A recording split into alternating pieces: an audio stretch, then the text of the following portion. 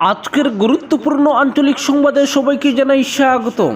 আজকের সকালের বিশেষ বিশেষ খবর হলো, বাদ পড়ছেন সাজুও, দলের হুলনলচে পাল্টাচ্ছেন বদরুদ্দিন আজমল। প্রায় পুরো দলের হুলনলচে পাল্টে ফেলছেন বদরুদ্দিন আজমল।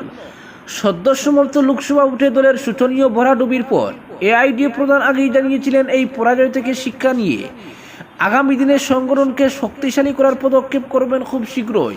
কিন্তু এই পদক্ষেপ যে এত বড় আকারের হতে চলেছে তা আগে বোঝা যায়নি। বোঝা গেল শুক্রবার। এদিন আজমল বলেছেন তিনি নিজে এবং বিধায়ক আব্দুল কাশিমি ছাড়া গোটা সংগঠনের সব পদাধিকারীকে সরিয়ে দেওয়া হবে, তাদের জায়গায় আনা হবে নতুন মুখকে।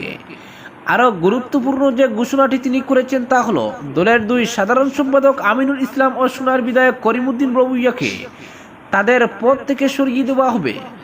আজমলের সোজা কথা, দলের বিধায়ক থেকে শুরু করে পদাধিকারীরা কোনো কাজ করেননি, তারা জনবিচ্ছিন্ন হয়ে পড়েছিলেন এবং বুটে এরই প্রতিফলন দেখা গেছে। বদরুদ্দিন আজমলের দুর্গ হিসেবে পরিচিত ধুবড়ীতে এবারের লোকসভা নির্বাচনে 10 লক্ষেরও বেশি ভোটে হেরে গেছেন তিনি। এছাড়াও মুসলিম অধ্যুষিত আরও দুই কেন্দ্র করিমগঞ্জ ও নগাঁওয়ে দল হেরেছে বিশ্রীভাবে। শুধু তাই নয়, যে হাইলাকান্দি একসময় আজমলের দলের শক্তি কেন্দ্র ছিল, সেখানে তাকেই গণরোষের মুখে পড়তে হয়েছে। দলের বিধায়কদের রীতিমতো মানুষের তাড়া খেতে হয়েছে। দেওয়াল লিখন তখন থেকেই স্পষ্ট হয়ে উঠেছিল এবং বুটের বাক্স খোলার পর দেখা গেল যেমনটা বাবা হয়েছিল ঠিক তেমনটাই হয়েছে। মুসলিম বুটের সিংহভাগই গেছে কংগ্রেসের পক্ষে। আজমল এদিন বলেছেন, একটি নির্বাচনে পরাজয় মানে ইউডিএফ শেষ হয়ে গেছে এমন সরলীকৃত ভাবনার কোনো মানে নেই, বরং দল এই বিপর্যয় থেকে কিভাবে ঘুরে দাঁড়াতে পারে সেটাই এখন ঠিক করা হচ্ছে। এই ঘুরে দাঁড়ানোর প্রথম ধাপ হিসেবে আজমল পুরো দলের প্রায় পদাধিকারীকে সরিয়ে দেওয়ার সিদ্ধান্ত নিয়েছেন। সাম্প্রতিক সময়ে সংগঠনে অতি শক্তিশালী হয়ে উঠেছিলেন সোনার বিধায়ক করিমউদ্দিন বা সাজু। এবারের লোকসভা নির্বাচনের টিকিট বন্টন, বিশেষ করে করিমগঞ্জে প্রার্থী বাছাইয়ের ক্ষেত্রে সাজুর ভূমিকাই ছিল প্রধান। সাজুকে নিয়ে দলের মধ্যেই বড় ধরনের অসন্তোষ দানা বেঁধে উঠেছিল। হাইলাকান্দিতে সাজুর সঙ্গে জেলার 3 বিধায়কের শীতল যুদ্ধ বারবারই দলকে অস্বস্তির মুখে ফেলেছে। এমনকি আজমলকে হাইলাকান্দিতে গিয়ে জনক্ষোভের মুখে পড়তে হয়েছে, তাকে গবেক ধ্বনি শুনতে হয়েছে, তাকে কালো পতাকাও দেখিয়েছেন মুসলিম মানুষরা। সে সময় আজমল প্রকাশ্য মঞ্চে বিধায়কদের কাজে তীব্র অসন্তোষ ব্যক্ত করেছিলেন, এমনকি ক্ষমাও চেয়েছেন। তবে সাজুকে তিনি সে সময়ে প্রাধান্য দিয়েছেন।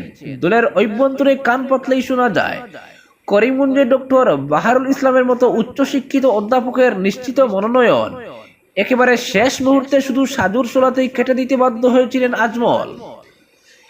এদিনও দলের বিধায়কদের উপর ফের দোষ চাপিয়েছেন আজমল। তিনি বলেছেন, বিধায়করা জনবিচ্ছিন্ন হয়ে পড়েছিলেন, তবে সরাসরি কোনো বিধায়কের নাম নেননি। ব্যতিক্রম শুধু সাজু ও আজমলের আরেক ঘনিষ্ঠ নেতা আমিনুল ইসলাম, দুজনই আমার দলের সাধারণ সম্পাদক। আজমল আজ বলেছেন, সাজু আমিনুল দুজনকেও সংগঠনের দায়িত্ব থেকে সরিয়ে দেওয়া হচ্ছে, তাদের জায়গায় আনা হবে নতুন মুখ। আজমল এদিন বলেছেন, পরবর্তী বিধানসভা নির্বাচনের এখনো বছর দেড়েক বাকি, তবে সামনেই রয়েছে পঞ্চায়েত। ইউডিএফ আপাতত পঞ্চায়েত নির্বাচনকে সামনে রেখে সংগঠনকে নতুন করে সাজানোর কাজ শুরু করবে। 4 জোর ভোটের ফল বেরোনোর পর থেকে আজমলকে সেভাবে প্রকাশ্যে দেখাই যায়নি, তবে গত কিছুদিন ধরে তিনি ফের জনসমক্ষে আসতে শুরু করেছেন। বন্যা পীড়িতদের খোঁজ নিতে, তাদের মধ্যে ত্রাণ বিলি করতেও দেখা গেছে তাকে। তবে পুরনো জমি তিনি ফের খুঁজে পাবেন কিনা এ নিয়ে সংশয় রয়েছে। অপরদিকে 15 আগস্টের আগেই ক্ষতিপূরণ, করিমগঞ্জে ঘোষণা জয়ন্ত মল্ল বড়ুয়ার। স্বাধীনতা দিবসের আগেই বন্যায় ক্ষতিগ্রস্তদের ক্ষতিপূরণ চুক্তি দেওয়া হবে। আগামী 15 দিনের মধ্যে প্রত্যেকটি বিভাগকে ক্ষতিপূরণের হিসেব দেওয়ার নির্দেশ দেওয়া হয়েছে। শুক্রবার করিমগঞ্জ জেলা শাসক কার্যালয়ে রিভিউ মিটিং শেষে সংবাদ মাধ্যমের সামনে এমনটাই বলেছেন মন্ত্রী জয়ন্ত মল্ল বড়ুয়া। অন্যদিকে বিধায়ক কমলাক্ষ দেব ফুরকায়স্তর উপস্থিতিতে বিজেপি কার্যালয়ে দলীয় কর্মীদের সঙ্গে মত বিনিময় করেন তিনি। পাশাপাশি শহরে বেশ কোটি পানীয় ট্যাঙ্ক বসানো হবে বলে জানিয়েছেন জয়ন্ত মল্ল বড়ুয়া।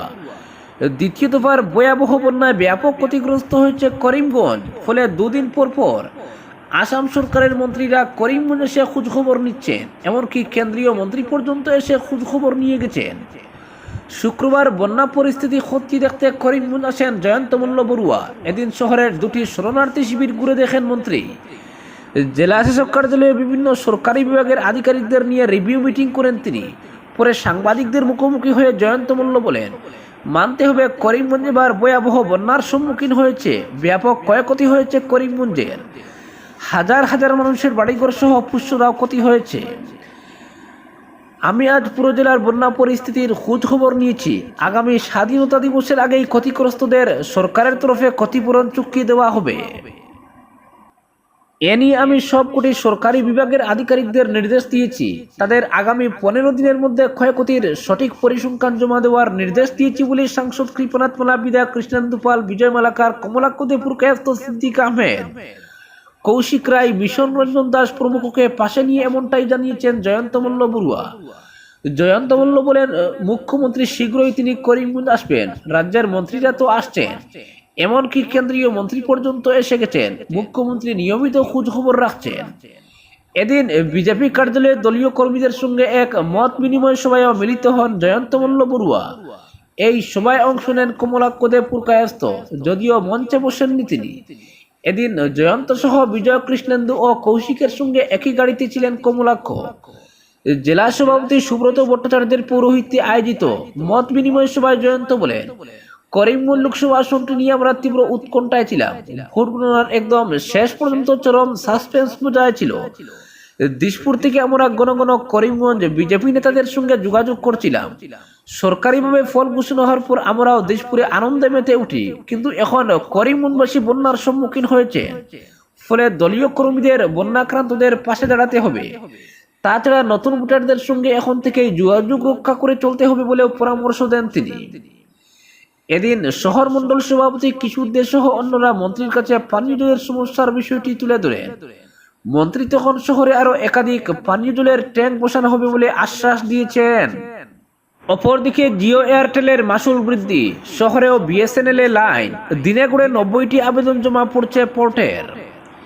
হঠাৎ করে বিভিন্ন ভ্যালিডিটি ও রিচার্জ প্ল্যানের তারিফ বাড়িয়ে দেওয়ার ফলে সারা দেশের সঙ্গে শিলচরেও কি জিও এবং এয়ারটেল নেটওয়ার্ক থেকে মুখ ফিরিয়ে নিচ্ছেন প্রিপেড গ্রাহকরা। হ্যাঁ, পরিসংখ্যান কিন্তু এমনই বলছে। মাসুল অনেকটা বেড়ে যাওয়ায় জিও এবং এয়ারটেল ছেড়ে অনেকেই এবার ঝুঁকছেন সরকারি নেটওয়ার্ক বিএসএনএল এর দিকে। গ্রাহকরা নিজের নম্বরকে পোর্ট করিয়ে জিও, এয়ারটেল, ভোডাফোন সব ছেড়ে নিয়ে যাচ্ছেন বিএসএনএল এ। এর ফলে শিলচরের বিএসএনএল অফিসে রীতিমতো লাইন পড়ে গেছে পোর্ট আবেদনের। বিএসএনএল সূত্রে জানা গেছে, দৈনিক গড়ে 90টি করে আবেদন জমা পড়ছে।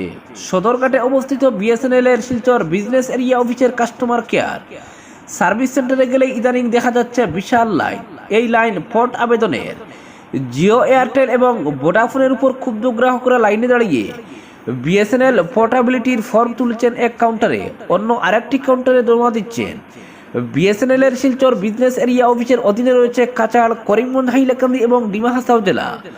খোঁজ নিয়ে জানা গেছে, প্রতিটি জেলার কাস্টমার কেয়ার সার্ভিস সেন্টারে প্রতিদিন জমা পড়ছে পোর্টের আবেদন। শুধু শিলচর সেন্টারে ইতিমধ্যে 1000-এরও বেশি আবেদন জমা পড়ছে। এর মধ্যে জিওর গ্রাহকই তুলনামূলক অনেক বেশি।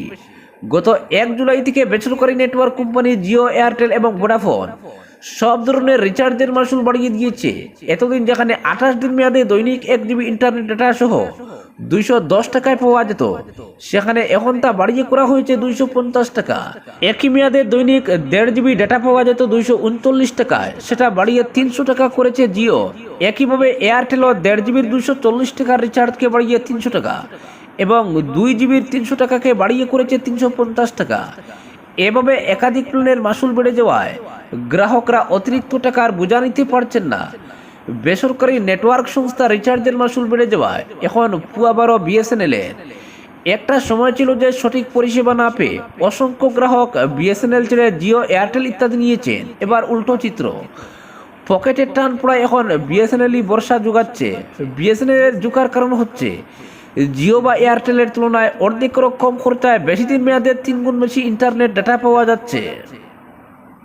বিএসএনএল এর যে ন্যূনতম প্ল্যানটি রয়েছে, এতে 35 দিন মেয়াদে 160 টাকায় প্রতিদিন মিলছে 3 জিবি ডেটা।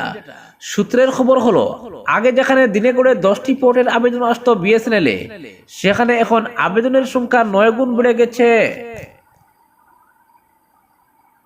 অপরদিকে ভাঙ্গা বাজারের 4টি এটিএম মেশিন বিকল, খুব ভুক্তভোগী জনগণের। করিমগঞ্জ জেলার অন্যতম প্রধান ব্যস্ততম বাজার হলো বদরপুর রাজস্ব এলাকার অধীন ভাঙ্গা বাজার। প্রতিদিন কয়েক হাজার মানুষের সমাগম ঘটে এই বাজারে।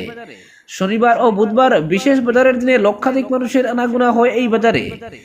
বাজার হাট করতে হলে ডিজিটাল যুগে মানুষ এখন আর টাকা নিয়ে ঘোরাফেরা করেন না। টাকা তুলতে হলে মানুষের ভরসা এটিএম মেশিনের টাকা। কিন্তু ব্যস্ততম ভাঙ্গা বাজারে একটি দুটি নয়, চারটি এটিএম মেশিন একসাথে বিকল হয়ে পড়েছে। এটিএম থেকে টাকা তুলবেন বা নিজেদের প্রয়োজনে টাকা তুলতে এসে প্রতিনিয়ত ভোগান্তির শিকার হচ্ছেন সাধারণ নাগরিক থেকে শুরু করে সরকারি কর্মচারীরা। ভাঙ্গা বাজারের স্টেশন রোড স্থিত এসবিআই এর শাখার নিচে দুটি এটিএম মেশিন থাকলেও শাটার বন্ধ রাখা হয়েছে। পাশের বোর্ডে লেখা আছে এটিএম আউট অফ অর্ডার। সঙ্গে নির্দেশনা দেওয়া হয়েছে পার্শ্ববর্তী বাজার রোডের এটিএম এ যাওয়ার জন্য। বাজার রোডে এসবিআই এর দুটি এটিএম মেশিন থাকলেও দুটিতেও লেখা রয়েছে এটিএম আউট অফ সার্ভিস। এভাবে মানুষ ভোগান্তির শিকার হচ্ছে। ভাঙ্গার স্থানীয় ব্যবসায়ী আব্দুল করিম জানান, ভাঙ্গা এলাকা এটিএম মেশিন বিকল নতুন কিছু নয়। প্রায় সময় জরুরি কাজে টাকা তুলতে গিয়ে খালি হাতেই ফিরতে হয়। অনেক সময় মানুষ বাড়ি থেকে আসেন এটিএম থেকে টাকা তুলে বাজার করবেন অথবা প্রয়োজনীয় সামগ্রী কিনবেন। এটিএম মেশিন বিকল থাকার ফলে মানুষের অযথা হয়রানির শিকার হতে হয়। তিনি কুবের সুরে বলেন, সরকার ডিজিটাল বা আধুনিক যুগ বললেও বাস্তবে তা নয়। প্রায় সময় এটিএম মেশিনে ইন্টারনেট থাকলেও টাকা থাকে না বলে অভিযোগ করেন। এটিএম মেশিনগুলোতে পর্যাপ্ত টাকা রেখে যথাযথভাবে পরিষেবা দিতে ঊর্ধ্বতন কর্তৃপক্ষের কাছে আবেদন জানিয়েছেন স্থানীয় জনগণ। আজকের বিশেষ সংবাদ এখানেই সমাপ্ত।